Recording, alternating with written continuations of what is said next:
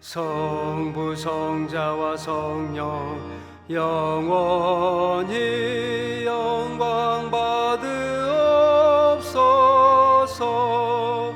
태초로 지금까지 또 길이 영원 무궁 성삼위께 영광. 아멘.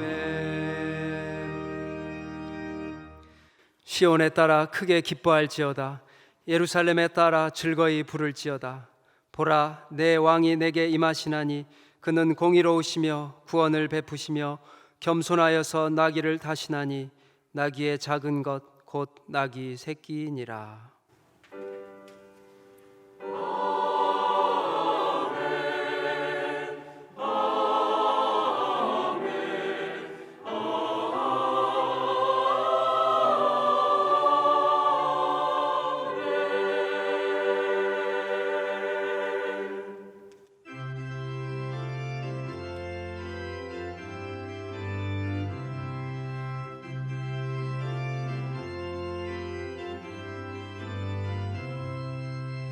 성부의 어린 양이 죄 지고 가시니 내 몸에 당할 영벌 다 대신하셨네. 내 죄가 추악하나 그 피로 씻으면 눈같이 희게 되어 티 하나 없으리. 내 죄를 회개할 때 용서해 주시고 병든 몸 고쳐주사 새 생명 주시네. 내 속에 쌓인 근심 한없이 그것만 주 친히 벗겨주사 위로해 주시네. 내 주를 의지하니 내 마음이 편하고 주 나를 붙드시니 내 앞길 환하다. 임마누엘 주 예수 끝없는 그 사랑 그 향기 바람 타고 온 땅에 퍼지네. 주 예수 본을 받아 온유한 마음과 겸손한 마음으로 섬기며 살리라. 나 주의 뒤를 따라 저 천국 이르라. 천사의 노래 따라 주 찬송하리라.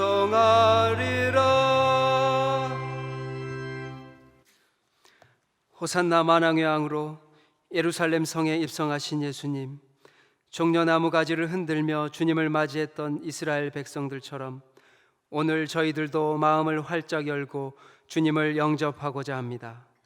겸손하게 나귀를 타신 주님이시여, 예배하는 저희들도 예수님의 마음을 본받아 하나님과 사람 앞에서 겸손한 마음을 품게 하여 주옵소서. 무거운 십자가를 지시고 끝까지 골고다 언덕을 오르신 주님이시여, 오늘 예배하는 저희들도 주님의 발자취를 따라 끝까지 동행하게 하옵소서. 예수님의 이름으로 기도합니다. 아멘. 다 함께 사도신경으로 우리의 신앙을 고백하겠습니다. 나는 전능하신 아버지 하나님 천지의 창조주를 믿습니다. 나는 그의 유일하신 아들 우리 주 예수 그리스도를 믿습니다.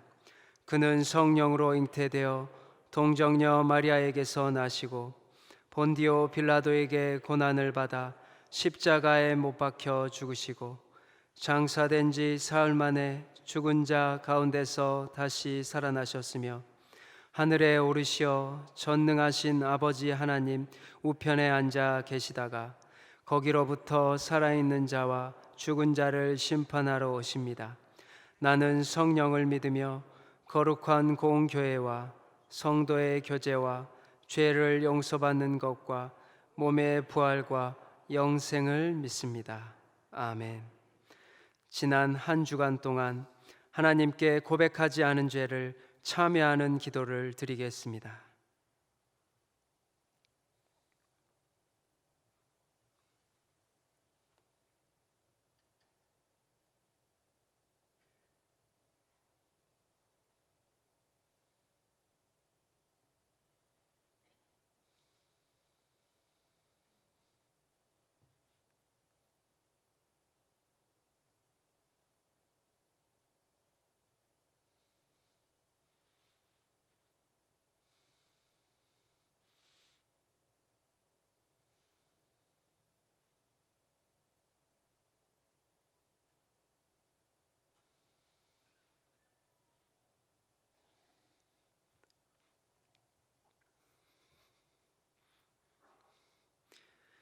이 시간 하나님께서 시편 30편 5절 11절을 사지하는 말씀으로 주십니다.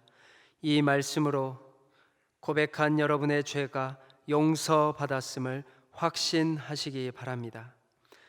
그의 노염은 잠깐이요 그의 은총은 평생이로다. 저녁에는 울음이 깃들일지라도 아침에는 기쁨이 오리로다. 주께서 나의 슬픔이 변하여 내게 춤이 되게 하시며 나의 베옷을 벗기고 기쁨으로 띄우셨나이다. 아멘.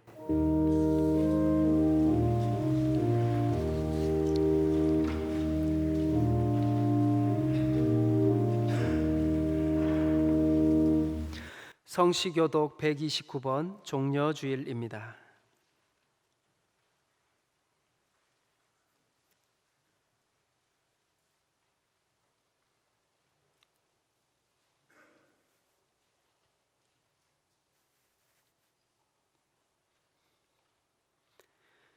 시온에 따라 크게 기뻐할지어다. 보라, 내 왕이 내게 임하시나니 그는 공의로우시며 구원을 베푸시며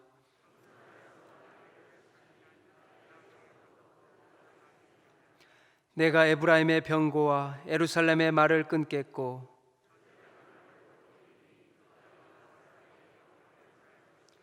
그의 통치는 바다에서 바다까지 이르고 앞에서 가고 뒤에서 따르는 무리가 소리 높여 이르되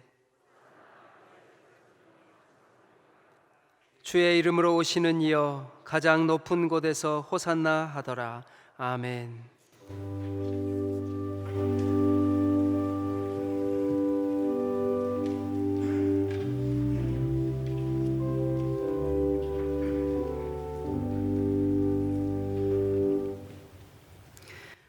우주 만물을 창조하시고 우리의 삶을 주관하시며 우리와 함께 하시는 전능하신 아버지 하나님께 감사와 찬송과 영광을 올려드립니다. 죄와 허물로 죽었던 우리를 하나님 독생자 예수 그리스도의 십자가 보혈의 은혜로 구원하여 하나님 자녀 삼아주시고 종려주일 2부 예배 드릴 수 있도록 주님의 몸된 교회로 인도해 주신 사랑이 많으신 아버지 하나님께 감사와 찬송과 영광을 올려드립니다. 종려주일을 맞이하며 우리의 삶을 되돌아볼 때에는 참으로 주님은 우리에게 귀한 것을 허락해 주시고 생명까지 아낌없이 주셨는데도 매 순간 성령님의 인도함으로 살기보다는 육신에 져서 육신대로 살아올 때가 너무나 많았습니다. 삶을 되돌아볼 때 수많은 만나는 사람에게 주님의 사랑을 전하기보다는 주님의 영광을 가리울 때도 너무나 많았습니다. 하나님, 우리의 완악하고 교만하고 믿음 없이 행하고 다른 사람의 입장에서 배려하지 못하고 성급하게 말을 하고 다른 사람의 대화하고자 하는 것을 끊을 때도 종종 있었습니다. 손을 펴 선한 일을 행하지도 못할 때도 너무나 많았습니다. 우리의 허물과 죄를 고백하오니 주님 우리를 용서하여 주시옵소서.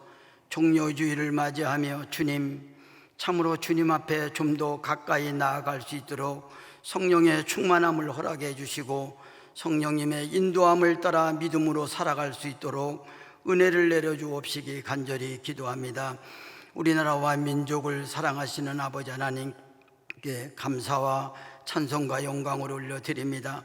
대통령을 비롯한 우정자들이 하나님을 아는 지혜와 지식을 따라 살게 하시고 나라와 국민을 생각하며 우리나라를 통해서 복음의 귀한 사명을 감당하는 복된 나라가 되도록 은혜와 사랑과 복을 내려 주시옵소서. 온 나라가 코로나 팬데믹으로 말미암아 많은 사람이 어려운 중에 있습니다. 백신과 치료약, 그 무엇보다도 아버지 하나님께서 내려주시는 치료하는 광선을 충만하게 하여 주셔서 치료가 급속하게 일어나게 하시고 우리의 삶을 되돌아보는 계기가 되게 하여 주시옵소서. 주님의 몸된 교회를 사랑하시며 날마다 부흥케 하시는 아버지 하나님께 감사와 찬송과 영광을 올려드립니다. 교회의 부흥을 위하여 헌신하신 원로 목사님, 사랑하는 교우 한 사람 한 사람, 아버지 하나님 범사가 치료하는 광선도 충만하게 내려주시고 날마다 하나님의 은혜로 충만할 수 있도록 인도하여 주옵소서. 특별히 우리 교회가 후원하고 있는 많은 곳의 선교사님, 미얀마에 가 있는 오용환 선교사님, 오세미 선교사님, 그곳이 속히 안정되도록 도와주시고 어려운 고통 속에서도 하나님의 복음을 위해서 아름다운 선교의 길을 열어주시고 놀라운 부흥의 은혜도 허락해 주옵시기 간절히 기도합니다. 이 시간에 하나님의 말씀을 선포하시는 담임 목사님, 영가육을 강건하게 붙잡아 주시고 성령의 충만한 능력을 더입혀 주셔서 선포되는 말씀을 통하여 하나님께는 영광이요 말씀을 받는 우리의 심령이 변화를 받아 하나님의 선하시고 온전하신 뜻대로 종려 주의를 지나며 우리의 삶이 좀 더 변화를 받으며 성화의 가정을 거쳐서 영적인 사람으로 거듭나가는 귀한 삶을 살도록 인도하여 주시옵소서. 할렐루야 찬양대의 찬양과 우리가 드리는 예배를 통해서 아버지 하나님 영광을 받아 주시옵소서. 예수님의 이름으로 기도를 드립니다. 아멘.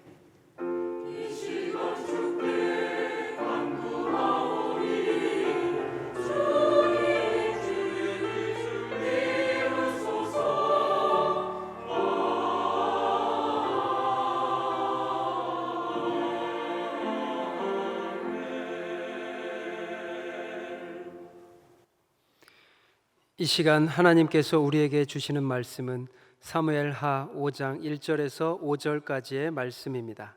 제가 보는 성경으로 구약 469쪽입니다.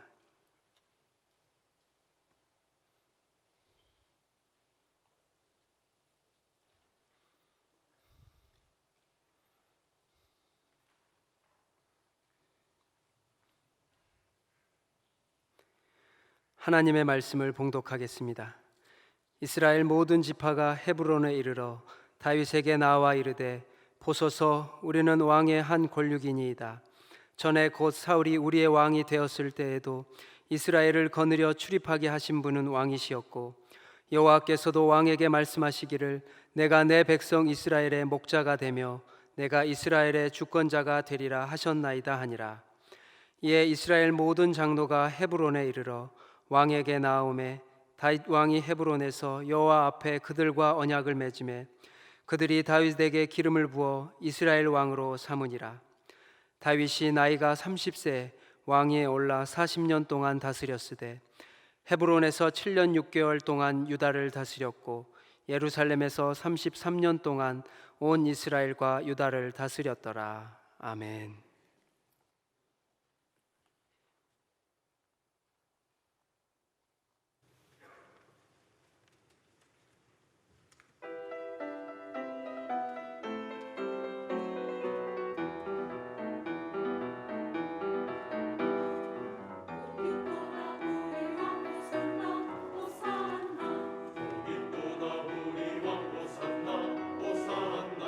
소리 높여서 호산나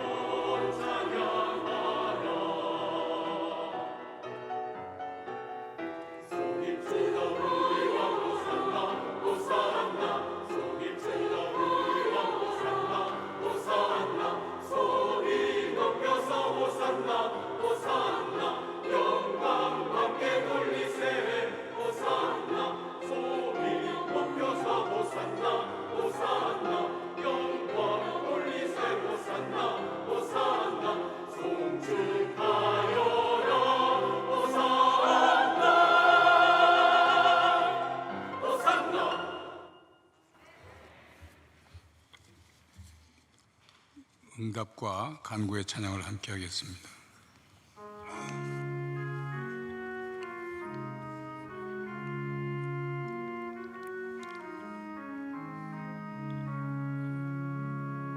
새롭게 하소서 주님, 상한 나의 마음을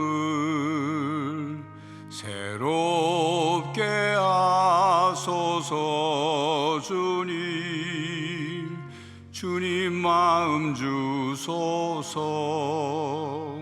내 안에 있는 모든 것들은 간절히 주님만 원합니다.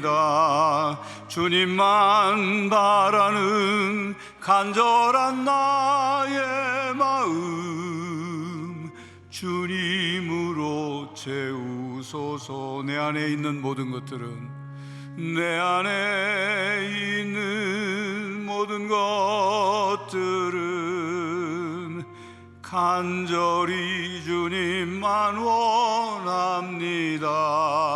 주님만 바라는 간절한 나의 마음 주님으로 채우소서.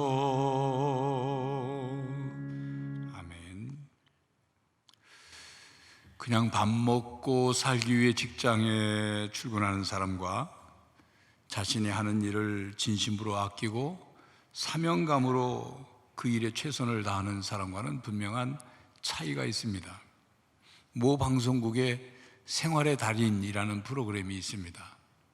그 생활의 달인 프로그램에 등장하는 인물들을 보면 단지 오랫동안 한 가지의 일에 오랫동안 그 일을 했기 때문만이 아니라 아주 작은 일처럼 보여도 사명감과 전문성을 가지고 했기 때문에 생활의 달인이 될 수 있었던 것을 우리는 볼 수 있습니다. 사명감은 우리의 삶을 가치 있게 만들고 사명감을 가지고 사는 사람을 가치 있는 존재로 만듭니다.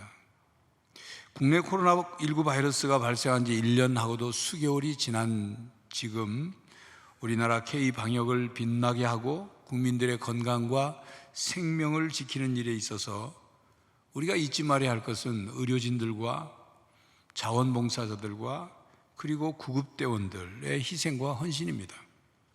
물론 국민들 모두에게 박수를 쳐주어야 합니다. 그런데 의료진과 구급대원들과 자원봉사자들의 사명감이 없었다면 벌써 우리나라는 의료 붕괴가 일어났을 것입니다. 그들이 사명감으로 입은 방호복 안은 땀이 비오듯 한다고 합니다. 방호복을 입고 벗고를 쉽게 할 수 없기 때문에 잠깐 쉴 때도 사진처럼 저렇게 쪽잠을 자야 한다고 합니다. 얼굴은 땀에 짓물러서 사진처럼 일회용 밴드를 붙이고 안경을 써야 하고, 방호복 탈의 후에 휴식 시간에도 감염될 위험 때문에 자기 집에 자주 가지도 못한다고 합니다.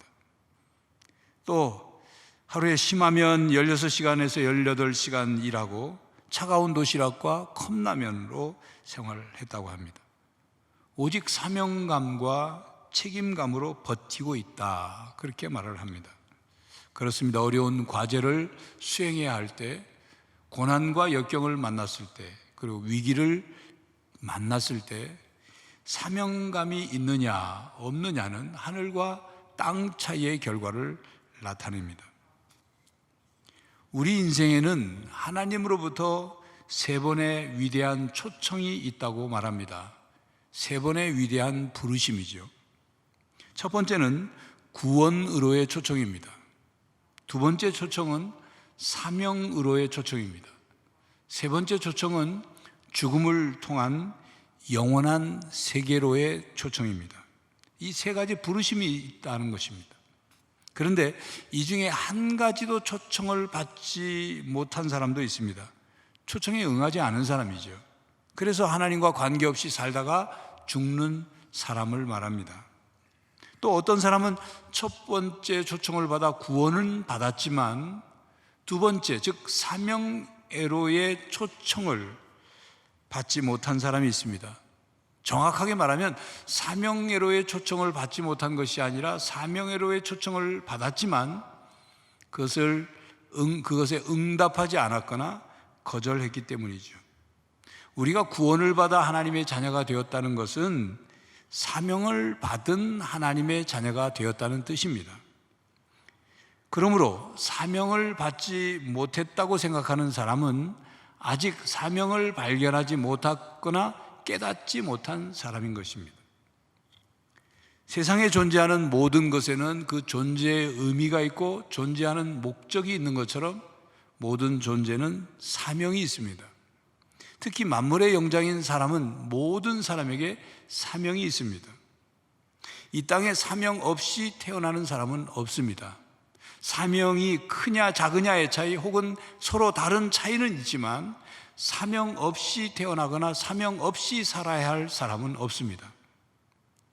여기서 잠깐 우리는 소명과 사명의 차이를 혼돈하는 것 같아서 정리해 볼 필요가 있습니다. 소명과 사명은 음절이 비슷하니까 혼돈합니다. 소명의 사전적인 의미는 신하를 부르는 왕의 명령, 사람이 어떤 특수한 신분으로 신에 봉사하도록 신의 부름을 받음입니다. 옛날에는 임금의 부름을 받으면 임금의 소명을 받았다, 그렇게 말하기도 했습니다. 사명의 사전적 의미는 사신이나 사절이 받은 명령 또는 맡겨진 임무를 뜻합니다. 사명은 당연히 해야 할 어떤 과업을 뜻합니다. 사명은 소명받은 사람에게 맡기는 임무를 뜻합니다. 그러니까 기독교 신앙에서 소명은 하나님의 부르심입니다. 사명은 하나님께서 맡기신 일입니다. 소명의 중요함은 누가 불렀느냐, 누구에게 부름을 받았느냐이고, 사명의 중요함은 무엇을 맡기셨느냐입니다. 베드로를 예로 들어보면 예수님께서 베드로에게 나를 따라와라, 내가 너를 사람을 낚는 어부가 되게 하겠다 말씀하셨죠? 나를 따라오라, 이것은 예수님의 부르심, 소명입니다. 그리고 사람을 낚는 어부가 되게 하겠다, 이것은 예수님께서 맡기신, 베드로에게 맡기신 사명입니다. 그러므로 소명은 내가 왜 여기 있느냐는 질문의 답이고, 사명은 내가 무엇을 해야 하느냐라는 질문의 답입니다. 소명은 특별 소명과 일반 소명이 있습니다. 일반 소명은 하나님께서 나를 죄와 죄악 세상으로부터 우리를 부르신 것을 의미합니다. 그리스도를 믿고 하나님의 자녀가 되도록 우리를 부르신 것, 일반 소명이에요. 영혼 구원을 위하여 복음으로 우리를 부르신 것, 이 일반 소명입니다. 앞에서 말한 하나님께로부터의 세 가지 위대한 초청 중에 첫 번째 초청이 여기에 해당되죠. 여러분이 구원받고 교인이 되었다는 것은 하나님으로부터 부르심을 받았다, 소명을 받았다는 뜻입니다. 구약시대의 교회의 개념 단어는 카할이라는 단어인데, 어떤 목적을 위해 소집된 부름을 받은 사람들을 의미합니다. 신약 성경의 교회 개념은 에클레시아라는 단어인데, 세상으로부터 부르심을 받은 사람들의 모임을 뜻하죠. 그러니까 하나님께서 특별한 의도를 가지고 불러내셔서 만든 공동체, 그게 교회예요. 그러니까 여러분이 교인이 되었다는 것은, 다시 말하면 교회의 머리이신 예수님의 몸된 교회의 각 지체가 된 여러분은 하나님으로부터 부르심을 받았다, 즉 일반 소명을 받았다, 그렇게 말할 수 있습니다. 이렇게 우리 모두는 성도로 부르심을 받았습니다. 그리고 특별 소명은, 지금은 일반 소명을 말씀드렸고, 특별 소명은 특정 지위, 특정한 사역을 위하여 사역자로 부르시는 것을 의미합니다. 예를 들면 목사, 선교사, 특별 사역자가 바로 특별 소명에 해당합니다. 자, 오늘 본문 말씀은 다윗이 이스라엘 모든 지파의 왕이 되는 장면입니다. 다윗은 사울왕이 죽고 난 후 광야에서 유대 땅으로 옮겨 유다 지파의 왕이 되었습니다. 그리고 7년 6개월을 더 기다려야 했습니다. 그 뒤 온 이스라엘이 다윗을 왕으로 추대합니다. 그러니까 광야 생활 10년과 헤브론에서의 7년 6개월 도합 17년 만에 온 이스라엘의 왕이 된 거죠. 아니, 더 거슬러 올라가면 다윗이 어린 시절 사무엘 선지자로부터 기름 부음을 받은 때로부터 계산을 하면 20년보다 훨씬 더 오랜 세월 동안을 기다려서 왕이 되었습니다. 오늘 본문 4절 5절입니다. 다윗이 나이가 30세에 왕위에 올라 40년 동안 다스렸을 때 헤브론에서 7년 6개월 동안 유다를 다스렸고 예루살렘에서 33년 동안 온 이스라엘과 유다를 다스렸더라. 다윗은 30세에 왕이 되어 40년 동안 온 이스라엘과 유다를 다스렸습니다. 다윗은 왕으로 부르심을 받아 왕으로서의 사명이 시작되었습니다. 여러분, 사명에는 평생 사명이 있고 일시적 사명이 있습니다. 다윗이 어린 시절 아버지의 양떼를 돌보는 것은 일시적 사명이었습니다. 이제 이스라엘의 왕이 되어서 왕의 사명을 감당하는 것은 다윗에게 평생 사명입니다. 손경구 목사가 쓴 저서 사명이라는 책에는 이런 글이 있습니다. 사명이 없는 인생은 존재 이유를 상실하고 사명을 모르는 인생은 그 존재가 비참해진다. 평생 사명은 우리가 이 세상에 존재하는 이유이다. 평생 사명을 깨닫는 사람은 존귀하지만 자기 평생에 주어진 사명을 깨닫지 못하는 사람은 비천하다. 많은 사람이 자기를 향한 하나님의 목적이 무엇인지 모르고 살아간다는 것은 커다란 비극이다. 그러므로 평생 사명은 인생의 방향입니다. 평생 사명을 발견한 사람은 자신을 향한 하나님의 뜻을 분명히 깨달은 사람입니다. 하나님께서 이 세상에 자신을 보내신 이유를 아는 사람이죠.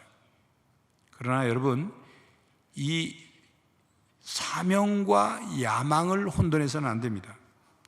야망은 욕망을 추구합니다. 그리고 유한한 것에 대해서 소망을 둡니다. 명성, 부, 지위, 권력, 쾌락과 같은 것에 소망을 두고 그것이 이루어지기 위해 노력을 하죠.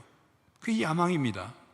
몇 주 동안 주일 설교에 나타난 아브넬이라는 사람, 이스보셋, 수리아의 아들 요압, 아비새, 아사엘, 이들은 사명을 위해 산 사람들이 아니라 야망을 위해 산 사람들입니다. 다윗은 사명을 위해 산 사람입니다. 다윗은 왕으로서의 사명을 감당한 사람이지 왕이 되고 싶은 야망을 위해서 산 사람이 아닙니다. 다윗은 이스라엘의 왕이 됨으로 이제 평생 사명의 길로 들어섰습니다. 평생 사명이 시작된 겁니다. 하나님께서 다윗을 왜 부르셨는지, 그리고 다윗에게 왜 사명을 주셨는지를 다윗은 이제 깨닫고 그 사명을 수행해야 하는 시작 지점에 있는 거죠. 왕이 됐다는 거예요. 그동안 다윗이 30세가 될 때까지 다윗은 이 평생 사명을 수행하기 위해 준비하고 훈련받는 그런 기간을 가졌던 것입니다. 목동으로 베들레헴 언덕에서 아버지의 양떼를 치며 맹수로부터 양떼를 지켰습니다. 도망자가 신세가 되어서 광야에서 공동체를 이끌며 그들을 보호하고 지키고 그리고 전쟁을 하면서 공동체의 지도자로서 살았습니다. 이제 이스라엘 모든 지파가 다윗에게 찾아와 왕이 되어달라고 하며 이스라엘 모든 장로가 다윗에게 기름을 부어 이스라엘 왕으로 삼았습니다. 본문 1절 2절이죠. 이스라엘 모든 지파가 헤브론에 이르러 다윗에게 나와 이르되 보소서 우리는 왕의 한 골육이니이다. 전에 곧 사울이 우리 왕이 되었을 때에도 이스라엘을 거느려 출입하게 하신 분은 왕이시었고 여호와께서도 왕에게 말씀하시기를 내가 내 백성 이스라엘의 목자가 되며 내가 이스라엘의 주권자가 되리라 하셨나이다 하니라. 다윗은 여러분 어떻게 왕이 됐습니까? 다윗이 어린 시절부터 왕이 되기를 꿈꾸고 그랬습니까? 아닙니다. 다윗이 들판에 가서 아버지 양떼를 치고 있는데 다윗을 부릅니다. 집에 오라고. 다윗이 아무것도 모르고 집에 갔더니 기다리고 있던 사무엘이 왕이 될 거라고 기름을 부었습니다. 그게 전부예요. 다윗은 하나님께로부터 왕으로의 부르심을 받은 거죠. 자기가 꿈꿨던 게 아닙니다. 그리고 다윗의 사명은 나라를 다스리는 것이었습니다. 이 본문 2절을 보면 하나님께서 다윗이 이스라엘의 목자가 되며 이스라엘의 주권자가 되리라고 말씀하셨다고 말을 하죠. 이것은 이런 의미입니다. 다윗은 이스라엘의 목자 같은 통치자가 되라는 뜻입니다. 목자 같은 영도자가 되라. 베들레헴에서 양떼를 돌보았던 것처럼, 광야에서 아둘람 공동체를 돌보고 그들을 지키고 보호했던 것처럼 이스라엘을 돌보는 목자 같은 왕이 되라는 말입니다. 자신의 권력을 휘두르기 위해 백성을 짓밟는 왕이 되지 말고, 자신밖에 모르는 왕이 되지 말고 양떼를 살피고 돌보는 목자 같은 통치자, 그런 영도자가 되라는 뜻입니다. 왕이 되는 것이 다윗의 사명이 아닙니다. 목자 같은 왕이 되어 하나님의 백성을 돌보는 것, 그것이 하나님께서 다윗에게 맡기신 사명입니다. 그러므로 다윗은 하나님을 목자로 자신을 양으로 고백하면 하나님께서 어린 양과 같은 자신을 돌보시듯 다윗은 목자이신 하나님께서 자기에게 맡기신 이스라엘 백성이라는 양떼들을 그는 돌보았던 겁니다. 그는 그래서 시편 23편에 여호와는 나의 목자시라고 고백했고, 시편 28편에서는 하나님께서 이스라엘 백성들의 목자가 되셔 영원토록 인도해 주십시오라고 간구한 것입니다. 하나님은 사람에게 사회적 지위를 사명으로 주시지 않습니다. 지위는 사명을 위한 자리이며 역할일 뿐입니다. 그리고 지위가 바뀌어도 하나님께서 주신 사명은 바뀔 수 없습니다. 사명은 하나님을 위한 것이며 또한 사람을 위한 것입니다. 하나님을 사랑하기 위한 것이고 또 사람을 사랑하기 위한 것입니다. 궁극적으로 하나님께 영광을 돌리는 일입니다. 그러므로 사명을 주실 때 사람을 돌보고 사랑하기 위해서 사회적 지위나 신분을 주십니다. 하나님께서 다윗을 왕으로 부르셨습니다. 하나님의 백성을 돌보게 하시기 위해 왕이라는 지위를 주셨습니다. 다윗이 하나님의 백성을 돌보도록 하기 위해서 가장 효율적인 지위, 가장 적절한 자리, 그것이 왕이었어요. 단지 다윗을 왕으로 성공시키기 위해서가 아닙니다. 높이기 위해서가 아닙니다. 이스라엘의 목자 같은 왕이 되는 것, 그것이 다윗의 사명입니다. 다윗은 하나님이 왜 자신을 왕이 되게 하셨는지 그것을 바로 알았습니다.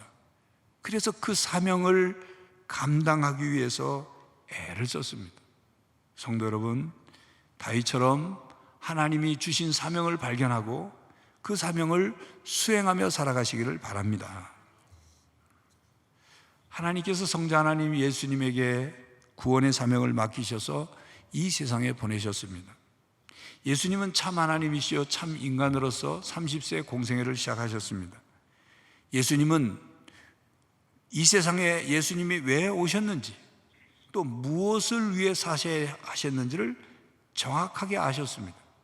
그리고 그 사명을 위해 가야 할 길과 겪어야 할 일들과 어떻게 죽고 어떻게 다시 살아나시는지를 분명히 아셨습니다. 예수님께서 인류를 구원하시기 위해서 이 세상에 오셔서 수행하신 사명, 즉 그 직무는 세 가지죠. 왕직과 제사장직과 예언자직입니다. 이것을 그리스도의 삼중 직무라고 합니다. 예수님께서 요한복음 17장 4절에 아버지께서 내게 하라고 주신 일을 내가 이루어 아버지를 이 세상에서 영화롭게 하셨사오니 라고 말씀하신 것처럼 성자 하나님께서 하라고 주신 사명을 예수님께서 이루시기 위해 예수님은 왕으로서 제사장으로서 예언자로서의 사명을 공생의 기간 동안 온전히 수행하셨고 고난받고 죽기까지 사명을 다하셨습니다. 여러분, 오늘은 종료주일입니다. 예수님께서 고난받고 십자가에 죽으시기 위해 예루살렘에 어린 나귀를 타고 입성하신 날을 기념하는 주일입니다. 여러분, 예수님께서 고난받고 십자가에 죽기 위해 왜 어린 나귀를 타고 예루살렘에 입성하셨을까요? 그것은 구약성경 스가랴서 9장 9절과 이사야서 62장 11절의 그 예언의 말씀을 성취하기 위해 그들을 한 것이죠. 예언, 메시아 예언을 성취하신 것입니다. 정치적인 메시아가 아니라 겸손과 평화의 왕으로 오셨음을 보여주셨습니다.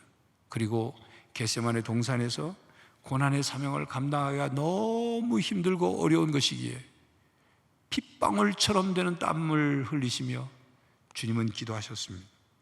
그리고 주님은 하나님께로부터 맡겨진 사명을 다 남김없이 다 이루셨습니다. 인류 구원의 사명을 이루셨습니다. 그리고 부활하신 후 40일 동안 지상에 계시면서 제자들을 다시 훈련하셨고, 그리고 하늘로 올라가시기 전 제자들에게 아주 중요한 지상 명령, 즉 사명을 주셨습니다. 마태복음 28장 19절 20절이죠.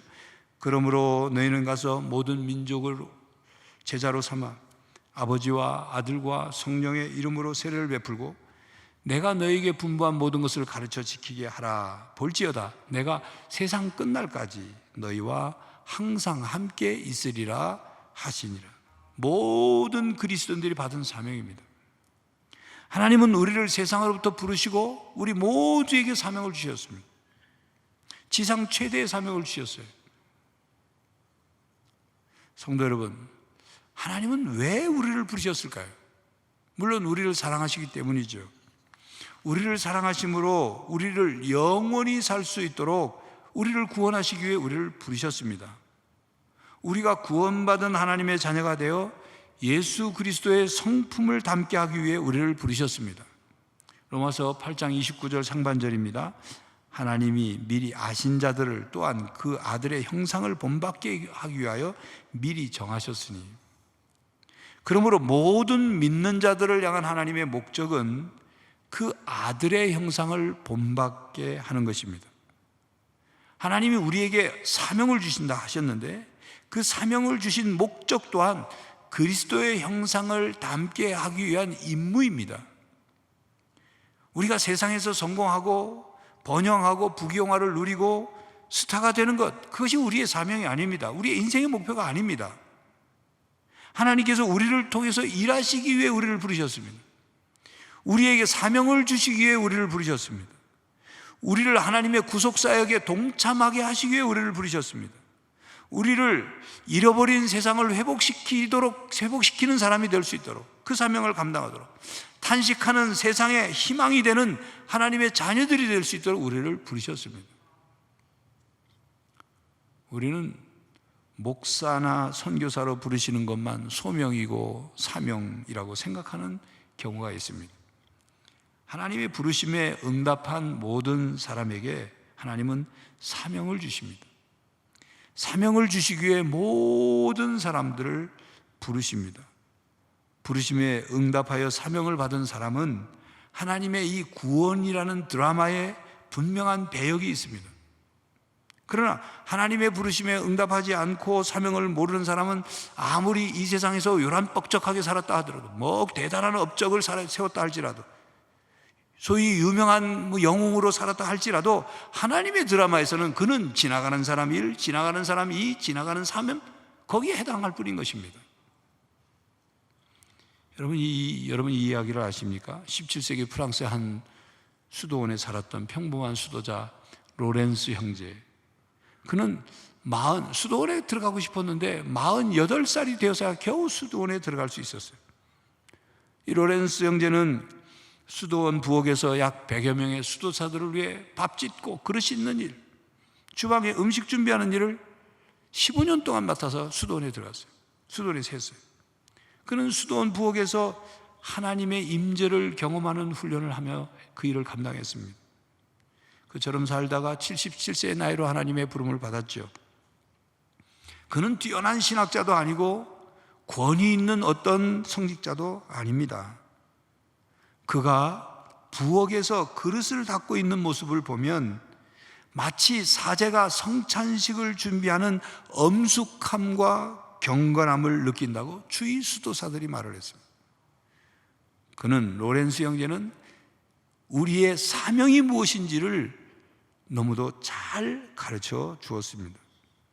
성도 여러분, 하나님의 부르심과 맡기심, 즉 소명과 사명은 계속됩니다. 하나님은 우리를 통해 무엇인가를 하려고 하십니다. 하나님은 세상 끝날까지 하나님 나라를 위하여 사람들을 계속 부르시고 사명을 맡기십니다. 다윗은 왕으로 부름을 받아 이스라엘의 목자 같은 왕이라는 사명을 받았습니다. 다윗은 그 사명을 감당하기 위해 하나님께 지혜와 능력을 구했고 하나님의 인도하심에 순종했습니다. 그래서 하나님의 마음에 합한 사람이 되었습니다. 예수님의 제자들은 제자로 부름을 받았고 훈련을 받았죠. 그리고 땅끝까지 이르러 복음을 전하라는 사명을 받았고 그 사명을 감당하기 위해 순교까지 하며 사명을 감당했습니다. 하나님께서 우리들에게 주신 사명은 기쁘고 즐겁고 가슴 벅찬 사명일 수도 있지만 예레미야나 요나처럼 괴롭고 어려운 사명일 수도 있습니다. 그러나 사명을 주신 하나님이 지혜와 능력을 주십니다. 그리고 그 사명을 받은 우리에게 주님이 함께 하십니다. 성령님이 우리를 보호해 주십니다. 성도 여러분, 열심히 사는 것도 중요하지만 무엇을 위한 열심인가를 점검해 보십시오. 사명을 깨닫고 그 사명을 위한 열심이어야 합니다. 우리는 다윗을 보면서 우리에게 주신 사명이 무엇인가를 깨달아 볼 수 있기를 바랍니다. 우리는 또한 고난주간을 보내면서 십자가의 죽으심으로 맡겨진 사명을 다 이루신 예수님을 보면서 우리도 우리 자신에게 맡겨진 평생 사명이 무엇인가를 발견하고 그 평생 사명을 다 이루기까지, 온전히 이루기까지 주님을 닮아가기로 다짐하는 고난주간 한 주간이 되시기를 간절히 바랍니다. 기도하겠습니다. 하나님, 분명히 하나님께서 우리를 이 땅에 생명을 주어 보내실 때 목적이 있고 사명이 있음을 깨닫습니다. 그 평생 사명을 깨닫게 하시고 그 평생 사명을 위해 우리의 삶 전체를 쏟고 열심을 내게 하시고 온전히 그 사명을 수행하는 우리 모두가 되게 하여 주시옵시고 그 사명을 수행함에 있어 힘들고 어렵지만 성령 하나님 우리를 도와 주시옵소서. 예수 그리스도의 이름으로 기도하옵나이다. 아멘.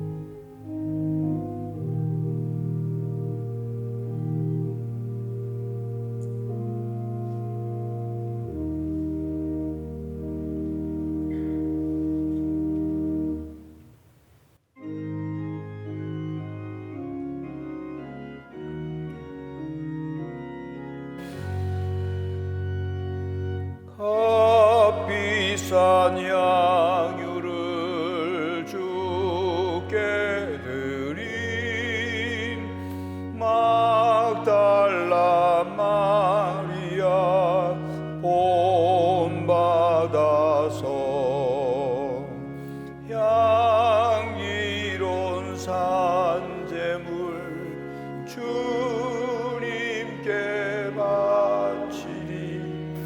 사랑의 주 내 주님께.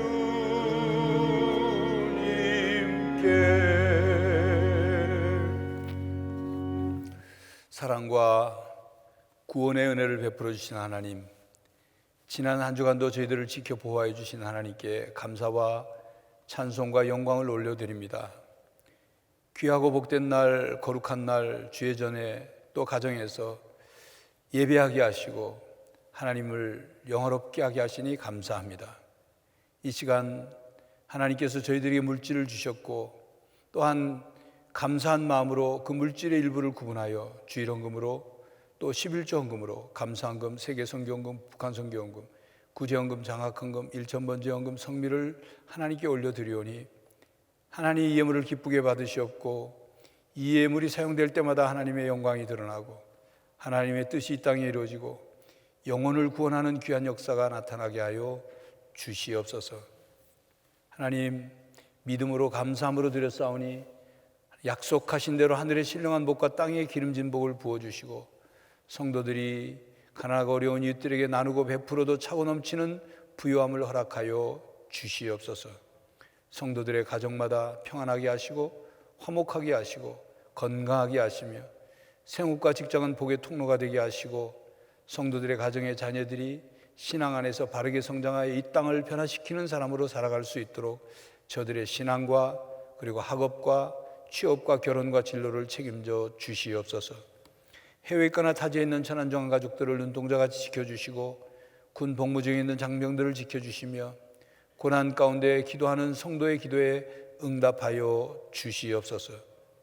육신의 질병과 마음의 병으로 또 수술 후에 회복 중에 있거나 요양원의 노안으로 누워 계신 어르신들까지 하나님 친히 찾아가 안수하시고 저들을 강건케 하심으로 이 땅에서 받은 사명을 다 이루며 살아가게 하여 주시옵소서. 세계가 코로나 팬데믹 팬데믹으로 신음하고 있사오니 전염병의 징계를 하나님 거두어 주시고 백신이 온전히 보급되고 그 효과가 나타나게 하여 주시옵소서. 코로나로 인하여 흔들리고 무너진 선교 현장을 지켜주시고 우리 교회가 후원하는 페루, 몽골, 러시아, 온두라스, 베트남, 미얀마, 캄보디아 선교사와 가정과 사역을 지켜주시고 그 사역 가운데 열매가 있게 하시며 특별히 미얀마를 위해 기도하오니 하나님, 군부 쿠데타로 인하여 수많은 사람들이 죽어가고 매일 총소리가 끊이지 않고 서로 이제 무력으로 충돌할 일촉즉발의 상황에 있사온데 그 땅을 긍휼히 여겨주시고 그 땅의 민주화가 온전히 이루어지게 하시며 그 땅의 그리스도인들과 선교사들이 어려움을 겪지 않고 민주화가 잘 이루어지므로 새로운 선교 현장이 되게 하여 주시옵소서. 주님, 대한민국을 새롭게 하시고 지도자와 국민들의 마음이 새로워지게 하여 주시옵소서. 저희 교회가 세상의 희망이 되길 원하오니 받은 사명을 다 이루는 교회 되게 하여 주시고 다음 세대를 준비하는 교사들에게 위로와 또 가르치는 은사를 더하여 주시옵소서. 하나님, 특별히 이제 고난주간을 보냅니다. 주님의 십자가의 길을 묵상하고 따라가며 저희들의 신앙이 더 깊어지게 하시고 또 고난주간을 은혜 가운데 보내며 기쁨의 부활주일을 맞이하게 하여 주시옵소서. 예수 그리스도의 이름으로 기도하옵나이다. 아멘.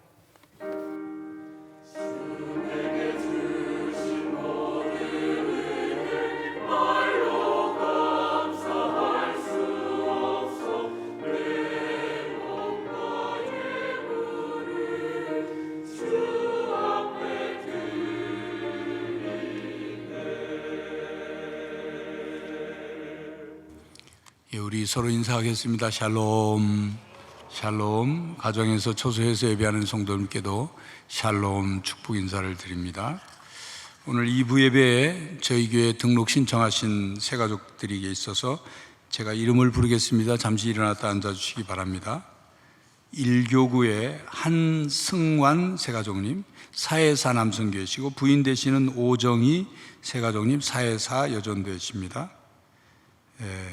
강환 장로님이 인도하셨습니다. 5교구의 김수현 새가족님, 사회사 남성교회시고 부인 되시는 시은주 세가족님, 사회 이여전도이십니다. 예, 딸 사랑, 아들 평화 함께 나왔습니다. 스스로 나오셨습니다. 환영하는 박수 하겠습니다. 환영합니다. 예배 마친 후에 세가족 환영실에서 저를 잠시 만나고 가시기 바랍니다.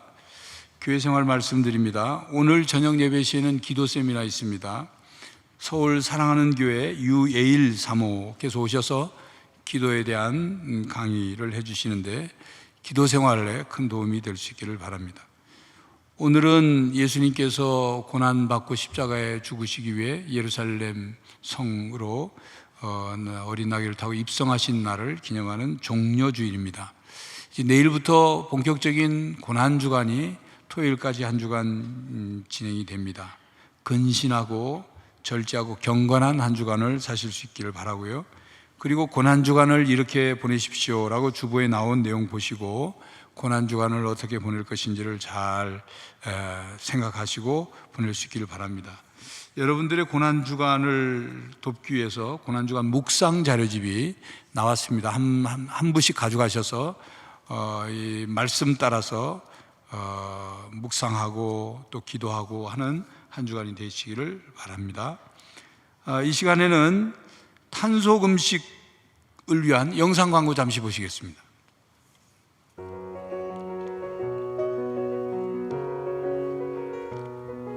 고난주간을 맞아 천안중앙교회 성도들이 예수 그리스도의 고난에 동참하며 회개와 금식으로 개인의 신앙을 되돌아보는 시간을 갖고자 합니다. 지구온난화로 인한 기후위기 문제가 크게 대두되는 요즘 고난주간 탄소금식을 통해 온실가스 배출과 쓰레기 폐기물을 줄이는 환경선교의 거룩한 습관을 실천하고자 합니다.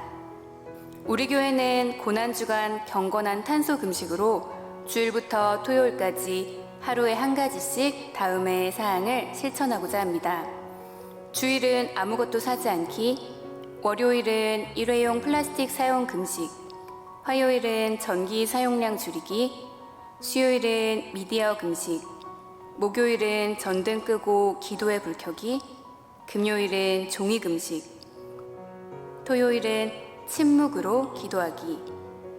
고난주간 경건한 탄소 금식을 통하여 하나님이 만드신 창조 세계를 보존하며 이 땅의 청지기로서 생명과 아름다움을 보살피는 일에 우리가 동참하고자 합니다. 성도님들의 많은 참여 부탁드립니다. 예, 영상 광고만 보시면 요일별 뭘 어떻게 되는지 모르시기 때문에 역시 소책자가 안내되어 있습니다. 한 분씩 가져가시면 요일별로 어떻게 하시는지 의미가 무엇인지를 설명해 놨으니까 가져가셔서 참고하시면 되겠습니다. 전교인 5,000시간, 사순절 5,000시간 기도 운동이 오늘 새벽 기준으로 4,117시간 기도가 됐습니다. 이번 한 주간 토요일까지 열심을 다해서 고난주간 특별히 기도, 평소에 1시간 하던 분들은 1시간 더, 또 한 번 더 기도하셔서 우리 고난주간 기도 운동에 함께 동참해 주시기를 바랍니다. 아울러 매년 고난주간의 헌혈 운동을 우리가 실시했는데 주보에 나온 내용 자세히 보시고 그 신부동에 있는 문타워 헌혈의 집에 가셔서 헌혈하시면 되겠습니다. 4월 2일 금요일 성금요일입니다. 저녁 8시에 대예배실에서 성금요 예배를 드립니다. 검정색 계통의 옷을 입고 오셔서 예배 참석하시면 되겠고, 이번 주 구역장 성경 공부 모임은 없습니다. 부활주일은 가능한 한 흰색, 밝은 색으로, 남성들은 흰 넥타이가 있으면 그런 넥타이를 매시고 예배에 참석하시면 되겠습니다. 이미 알려드린 것처럼 다음 주일 부활주일은 1부부터 4부까지 성찬 예식이 거행됩니다.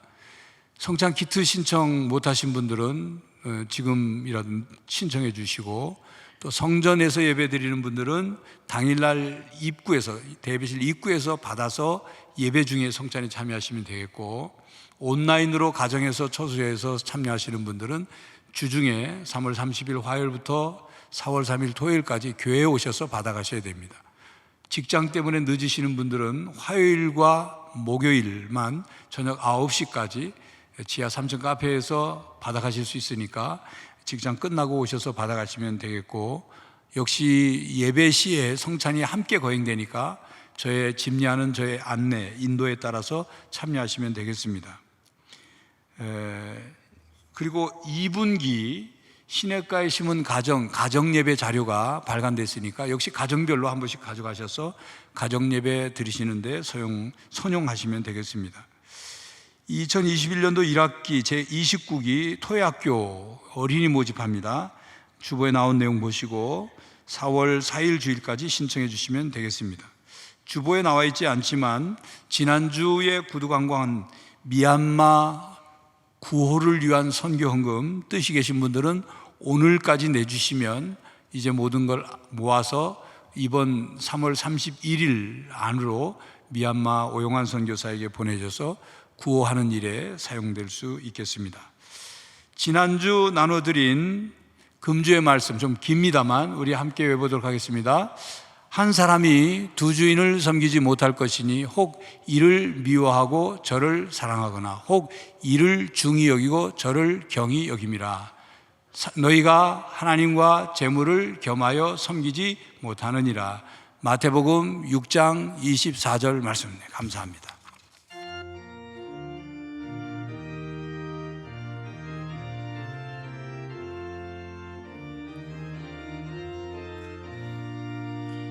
너 주의 사람아 헛된 일 버리고 마음과 뜻과 힘 다해 왕의 왕 섬기라.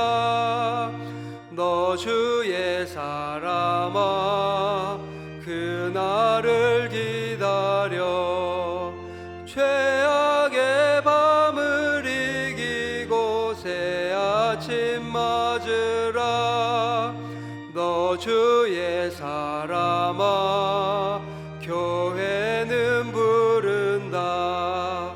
할 일이 많고 많으니 다 나와 일하라. 너 주의 사람아 충성을 다하여 십자가 높이 들고서 발자취 따르라. 성도 여러분, 하나님께서 여러분을 하나님의 자녀로 구원받은 백성으로 부르셨습니다. 그리고 각각에게 사명을 맡기셨습니다. 다윗처럼 예수님처럼 받은 사명을 온전히 수행하며 살아가는 성도들이 되시기를 간절히 바랍니다. 지금은 우리 주 예수 그리스도의 은혜와 하나님 아버지의 사랑과 성령 하나님의 교통하심이 평생 사명을 발견하고 그 사명을 위하여 온전히 그 사명을 수행하고자 다짐하는 모든 성도들과 가정과 삶의 현장 위에 이제로부터 영원히 함께 하시기를 간절히 축원하옵나이다. 아멘.